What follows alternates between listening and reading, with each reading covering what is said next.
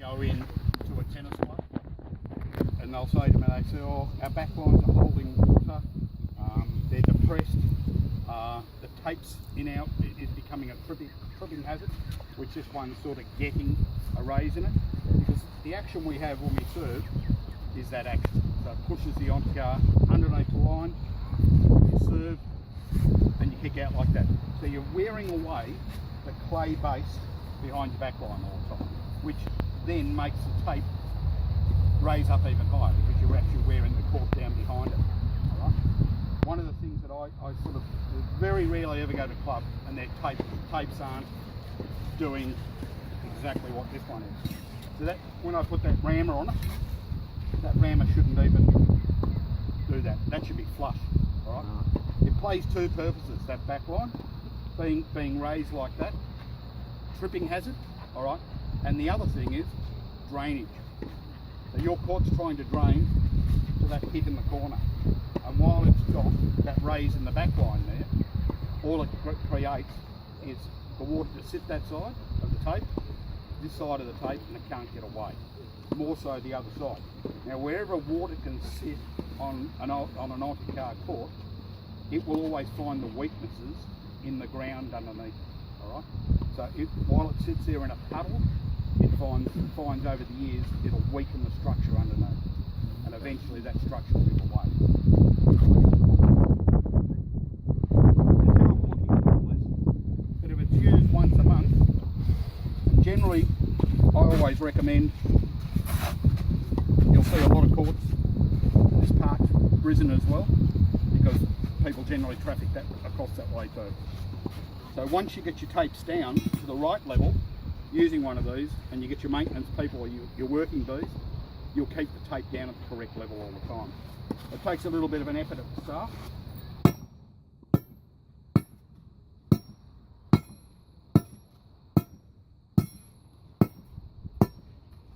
I always start generally at the inside tram line there, because no one really plays beyond that.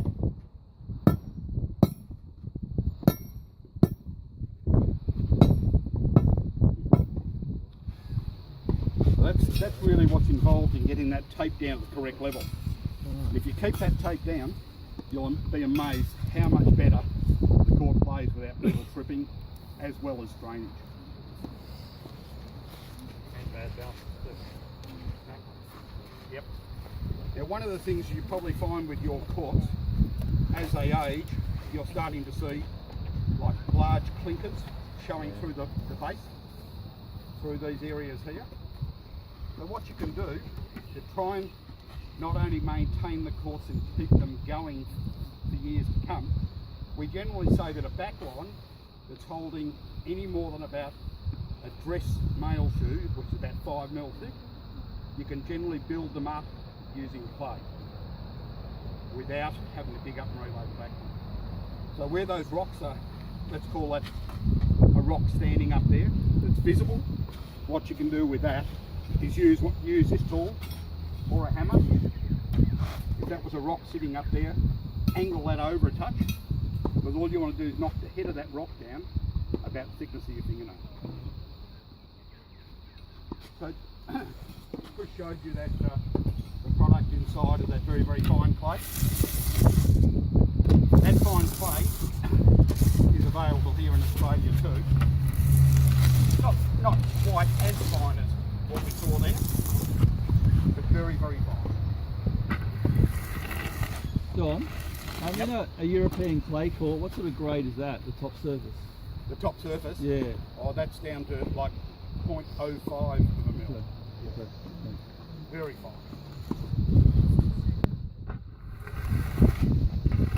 See, you've got that bit of a depression in there. That's a serving point. Yep. The person serves all the time. If you use a line broom, gently sweep that area out. But while it's got that grit in it like that, it's not really doing much for you. That will never ever build up with clay.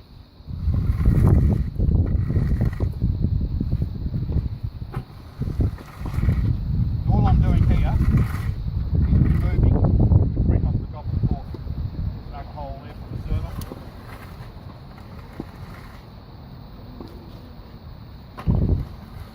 Once once they sort of exceed that depth there, that's when you need to go in and generally have to break that little hole up and raise it.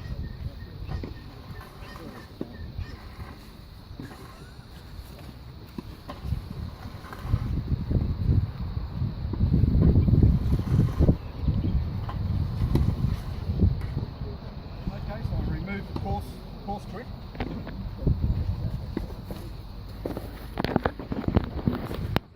When you're raising it, you're ready to score it and just bring it back up. No, we're trying to help you not have to do that. If I do get to that little Oh, yeah. With that little hole there, generally what you've got to do is put a pick into that, like sweep it out first, get rid of the grit, then break it gently with the end of a pick, all right, just till you roughen it up until you see the larger stone come through. Yes. We then have the layer that's under the brick dust called 3mm minus. Yep. You just hand feed that 3mm minus in, put a small layer of new brick dust over, ram it, water it, add another layer of normal brick dust, and ram it again. Rather than actually rebuilding it. Yeah. It's a lot easier. Yeah, and instead of having to rebuild like a whole baseline.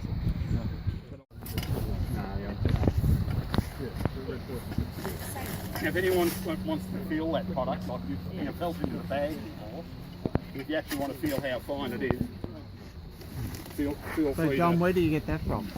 That product we have crushed from Eco.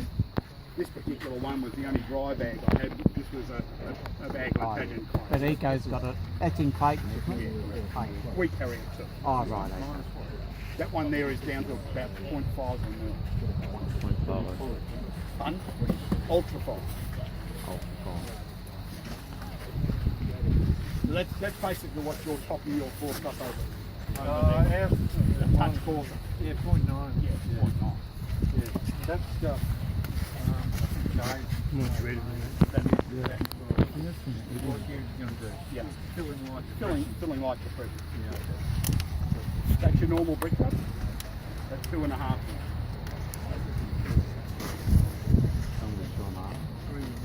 2.5. 2.5. Down to 0. So 2.5 mil being the largest particle, down to 0 being dust.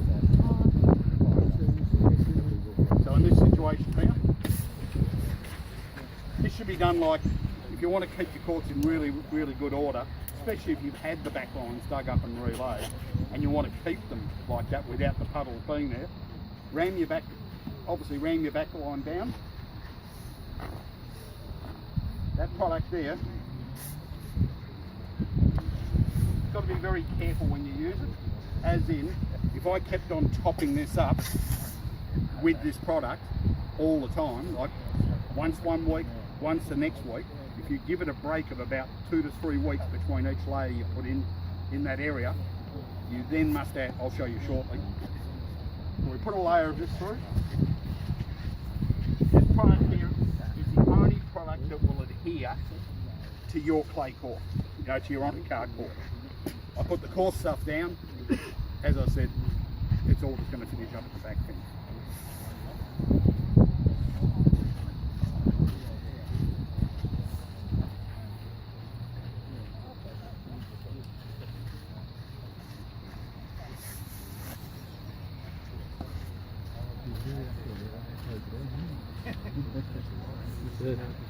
Yeah.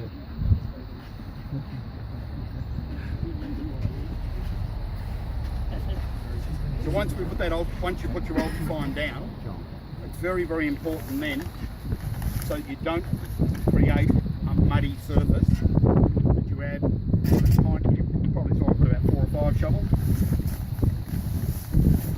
Stop it going muddy.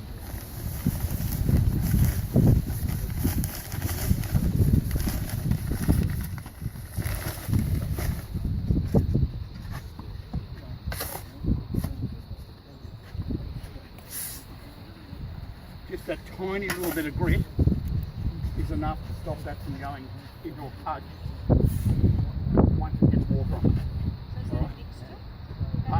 That's a mixture of 2.5.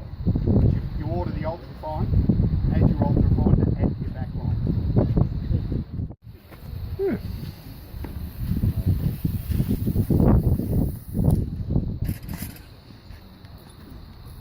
might have to drag it, depending on the moisture in the bag, you might have to drag it 2 times.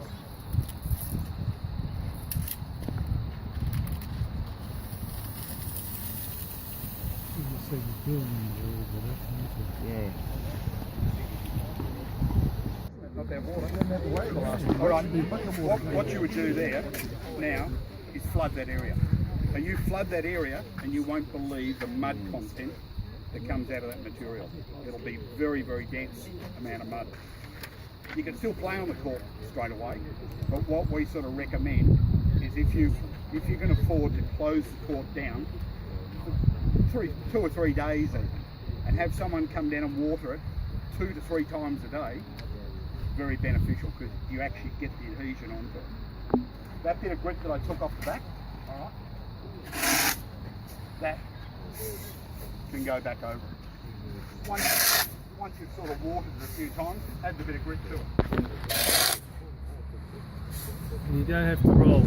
Don't have to roll it. Just purely add more and more water. And I can't stress how much water, I mean to a lake. That way you will actually get the clay to adhere to the back line area. Because as I said, we can throw as much as that 2.5mm brick dust over it, bag it, water it, and you won't get the adhesion. With the watering, Yep. should it be held at a good angle or over the top? Or If you can try and make it, lower your pressure down in your hose, all right, and make it fall like rain onto it. So it actually forces the clay out of the actual brick dust. That's what you're after. You will build those back lines up.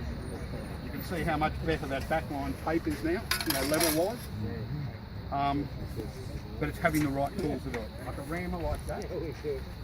I know a lot of clubs say we'll make our own rammer up, and they'll build it out of a bit of fence post or something like that. You need something that actually has some weight behind it. So Where did you get yours? Did you make it? we make up 50, 60 at a time. Oh, okay. Galvanised are $120. As a plain, raw steel. So can we buy that one off you? You sell them? Yeah. We've got plenty of them. I've seen them at the MCGs. I don't know how they got there, but So John, how much is the fine?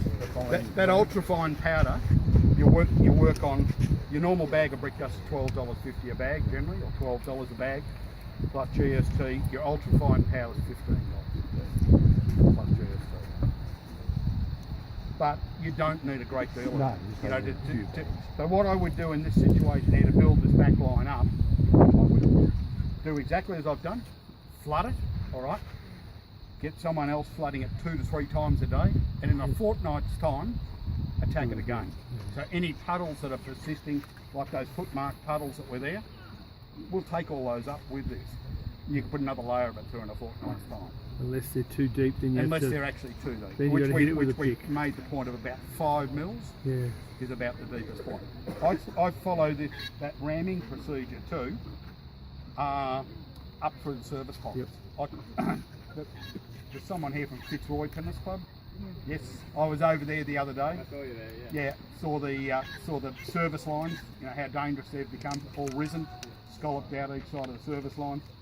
The ramming tool's another tool that anything that's cross traffic that way will always push up. All right. So I always sort of in a maintenance type procedure, sweep your back line off, ram your back line down, and ram your service line if it's raising through. I was going to come to exactly the next thing. Middle of winter, what you need is 2 people. You need one with a kettle of water out in front of you, right? Just dribble the hot water on the tape, otherwise you will shatter the place. Summertime, not a problem, hit it as hard as you want. Is still this kind of job probably better to do in the winter time? Winter time is always the best time to build your backline areas up. That clay material there, there's so many backlines I go and look at clubs where they say, we've got that much rock showing through, what can we do, right? And when you give them a figure of a couple of $1,000 to relay the backline, and you recommend that work to take place winter time, because summertime comes around, people just won't put the amount of water required to hold a new back line together. So you always try and do it through the winter months. But when you've got rocky backlines, where the rocks are really visible and showing, all right, it's always good to build What them up. about if all you can see just a little depression and there's no rocks, but just Depression, you'll pick those depressions up. As I said, up to about 5 mils in depth. But you can't expect to fix that depression up in one application. Because if I put more material in there, all right, even though I'm adding my bit of grit into it to stop it going to pudge, then it will become that muddy. You know, so slow adding to it, you'll get adhesion to the old base. Normal brick dust, you'll get no adhesion, very, very minimal. It's only what finds within that. But that slow process of adding to, you'll build it up. You'll build up over the stones as well. John, This stuff here won't. No, it won't. In small usage, as I've mentioned. If we go hell for leather and I could have put 2 big barrelfuls in there, level it out. Yes, it will, because it will clog it up. you're pulling this Craig and it's just brick dust fine. It's brick dust taken down that much finer. John, we get a bit of build up around here. Correct. No. I get a lot of questions asked all the time about our lines are sinking. All right? Our lines are disappearing, the cork must be sinking. It's generally that area there. Okay? And you wouldn't believe, just sweeping the lines, all right, how much build-up creates there. It happens on the service lines too. You can go in quite aggressively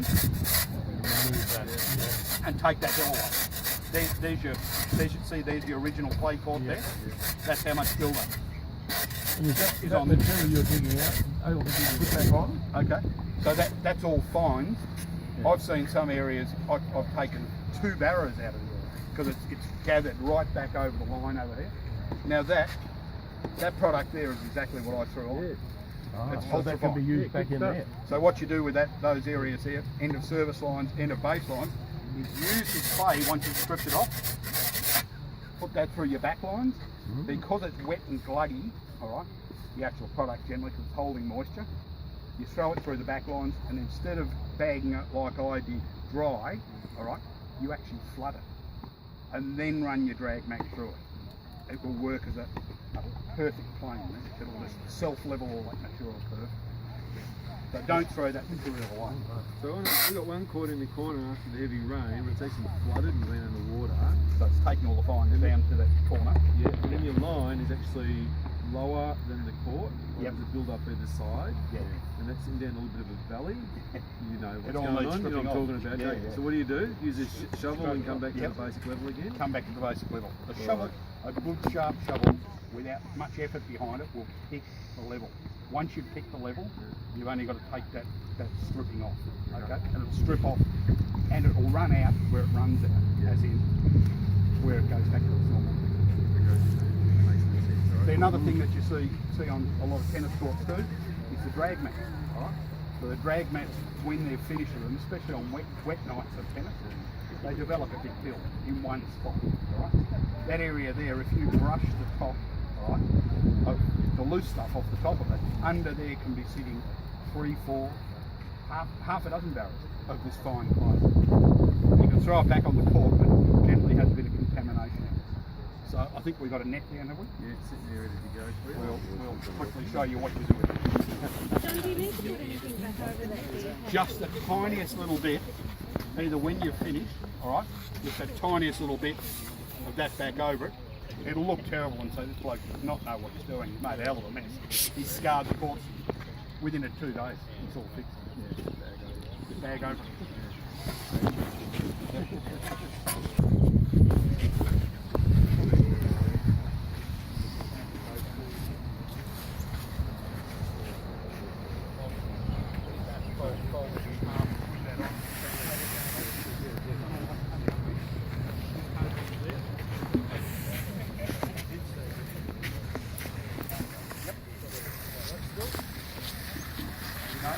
Let the net drop. So when I talked about taking that bottom tape off, when you've got an old padded net, just remove the bottom tape. It's shame we haven't got dirty courts. You know, the courts are rather clean here. But if you have a look at your own courts, you were mentioning you've got a fair bit of scoria over it. Do you like to go around to the centre line?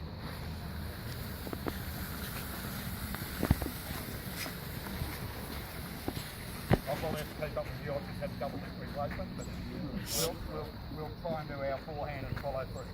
So let the tail of the net drop like that. Okay. You hold that thing. Yep. What are you, right hand? No. So what we're going to do, we're going to swing the net back. There. And then we're going to low. Low.